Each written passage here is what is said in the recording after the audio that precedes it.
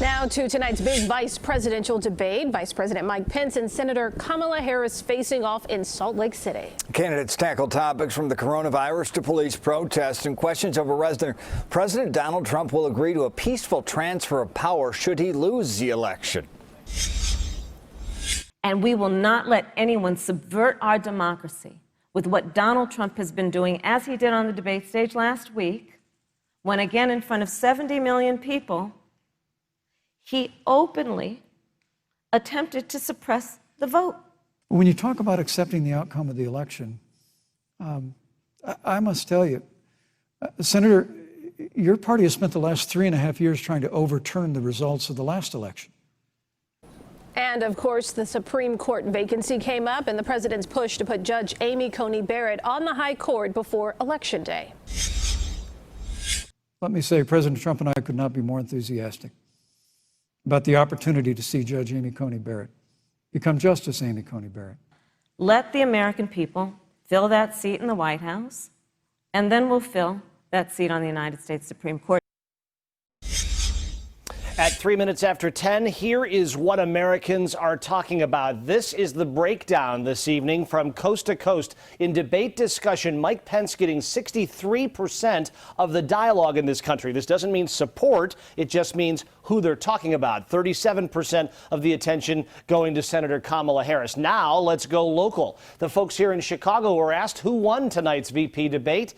Senator Kamala Harris carrying more than 2/3 of that, 67% to 32% for Mike Pence. There is the conversation of what happened in Wisconsin. It is one of the biggest swing states closest to us here in Chicago.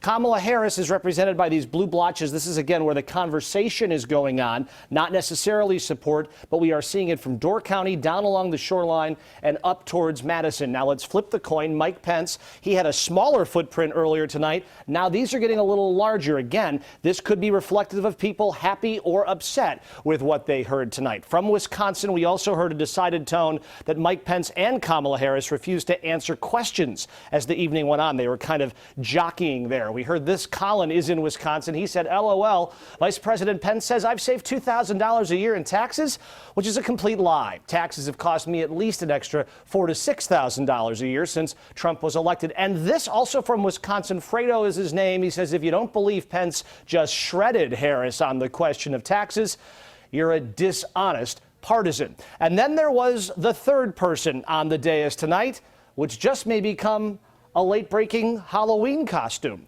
We'll dive into that a little later in the newscast. Back to you guys. All right, Chris, thank you. Well, the big question now is, will there be another presidential debate? President Donald Trump says he'll be there for the town hall-style debate currently scheduled for next Thursday in Miami. But Joe Biden says if the president is still COVID-19 positive, there shouldn't be a debate. No matter what, we'll bring it to you as it unfolds right here on CBS 2.